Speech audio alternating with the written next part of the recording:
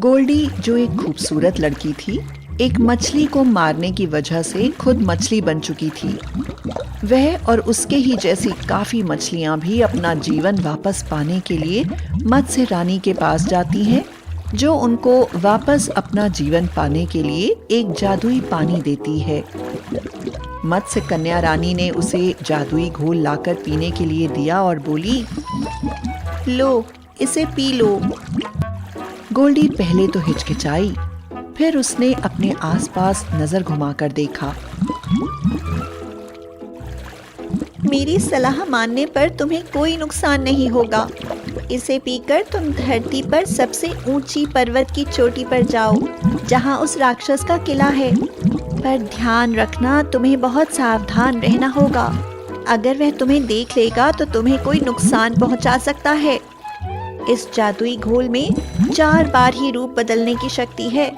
बस तुम्हें अपना सिर हिलाना है और जो भी बनना है उसका नाम लेना है। गोल्डी ने जादुई घोल पी लिया। उसने दूसरी मछलियों को अलविदा कहा और मुकुट लाने के लिए निकल पड़ी। थोड़ा दूर जाने पर अचानक गोल्डी के चीखने की जोर से आवाज आती है। क्या गोल्डी अपनी शक्तियों का उपयोग करके मुकुट ला पाएगी? वह समुद्र के किनारे पर पहुंची और उसने अपना सिर हिलाकर कहा, हिरन। पलक झपकते ही वह सींगों और पतली पतली टांगों वाली एक सुंदर हिरण में बदल गई। वह थोड़ा मुस्कुराई और दौड़ने लगी। वह रास्ते में आए पत्थरों एवं झाड़ियों के ऊपर से उछलते कूदते पार करने लगी।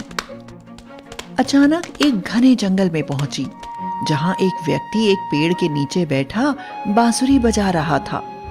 शायद उसी मत्स्य कन्या रानी का बेटा था, जिसका नाम शरद था। उसकी बांसुरी की धुन सुनकर उसके कदम अचानक रुक गए, क्योंकि उसने कभी इतना सुंदर पुरुष नहीं देखा था। वह कुछ बोलती तभी शरद ने अपने मुंह से बांसुरी हटाई और हिरन की तरफ देखने लगा, जिसकी आंखें चमक रही थी और वह उसे सम्मोहित कर रही थी। कुछ ऐसा था जो उसने पहले कभी भी किसी हिरन को देखकर महसूस नहीं किया था। उसे ऐसा लगा जैसे वह इंसानी आंखें हैं। हिरन धीरे धीरे उसके सामने से निकलकर दौड़ने लगा। ये असली हिरण तो हो ही नहीं सकता। किसी भी हिरण की आंखें ऐसी नहीं हो सकती। या तो वो कोई परी है या जादुई लड़की है। गोल्डी राक्षस नट्टू के किले पर पहुंची। उसकी सांस फूल रही थी। उसने अपना सिर हिलाया और बोली, बंदर। तुरंत ही वह बंदर बनकर पेड़ की टहनियों पर झूलने लगी और एक पेड़ से दूसरे पेड़ पर छलांग लगाते उस कमरे में पहुंच गई, जहां राक्षस लेटा हुआ खर्राटे भर रहा था। गोल्डी ने सोचा, मुझे अपना रूप बदलना ही होगा, वरना वह एक बंदर को मुकुट कभी नहीं देगा। उसने अपना सिर हिलाया और बोली, तोता। तुरंत वह एक सुनहरे तोते में बदल गई और उड़कर राक्षस के पास आ गई। जब राक्षस की तोते के पंखों की आवाज से आंख खुली तो उसने पास में बैठे तोते को देखा। वह भी फौरन उठकर बैठ गया। मैं यहाँ मुकुट लेने आई हूँ। मुझे वो मुकुट अभी दे दो।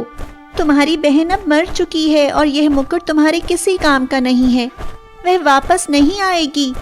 वैसे भी जिसे तुमने आधी मछली बना दिया था, उसके बीते दिन तो तुम उसे वापस नहीं लौटा सकते ना। नट्टू तो उस बात को पूरी तरह से भूल ही गया था कि उसने रानी के साथ क्या किया था। वह बहुत उदास होकर बोला, हे प्रभु, मैं बहुत बड़ा बेवकूफ हूँ। उस रानी के बारे में तो भूल ही गया था।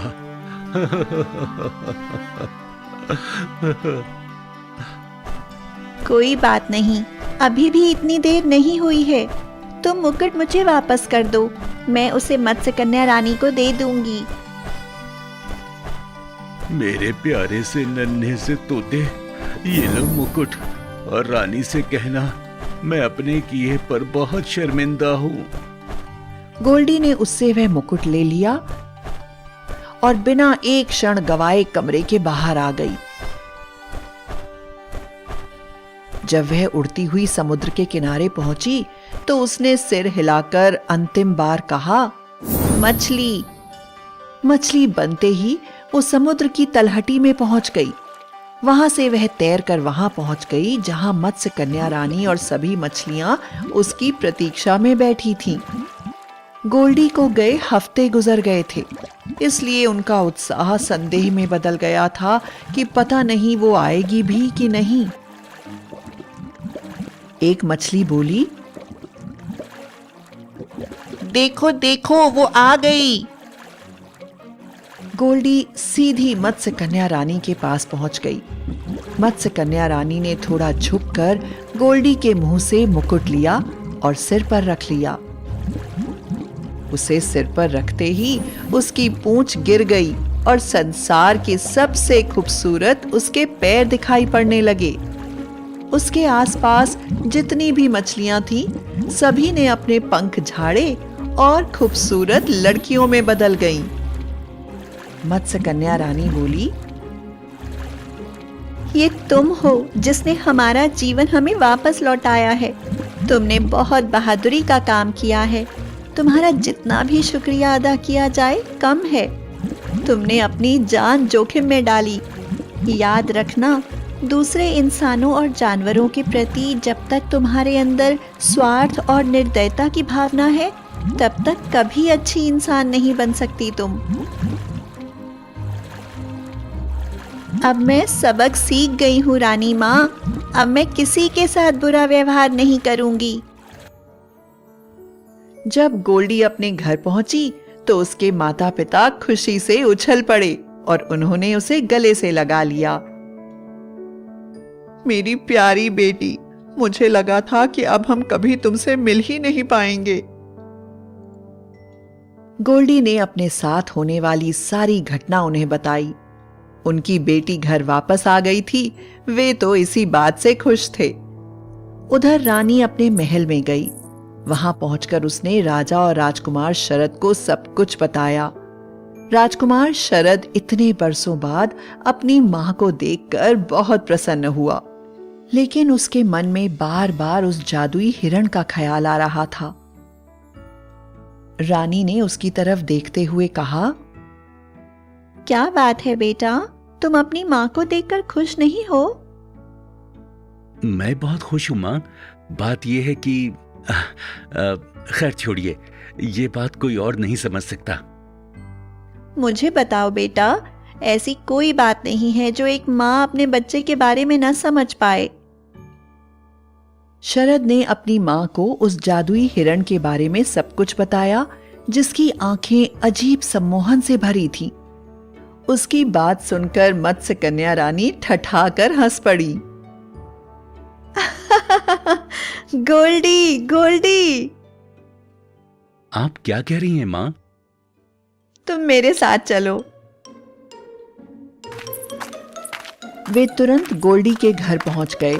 जैसे ही दरवाजा खटखटाया, गोल्डी ने दरवाजा खोलते हुए कहा, कौन है? मैं मत्स्य कन्या रानी हूँ और ये मेरा बेटा शरद है। और शरद, ये गोल्डी है जिसने हम सबकी मदद की। मुझे लगता है कि तुम दोनों पहले भी मिल चुके हो। शरद स्तब्ध होकर वहां खड़ा रहा, क्योंकि गोल्डी इतनी खूबसूरत थी जैसा उसने कभी सपने में भी नहीं देखा था। उसका सारा धैर्य खत्म हो गया था। वह उसके सामने सिर झुकाकर खड़ा हो गया। गोल्डी भी मुस्कुराते हुए उसके बगल में जाकर खड़ी हो गई। दोनों एक दूसरे को देखते रहे। ऐसा लगा जैसे वक्त थम गया हो। गोल्डी और उसके माता पिता बस मुस्कुराते हुए उन दोनों को देखते रहे। यह कहकर उसने सबसे विदा ली।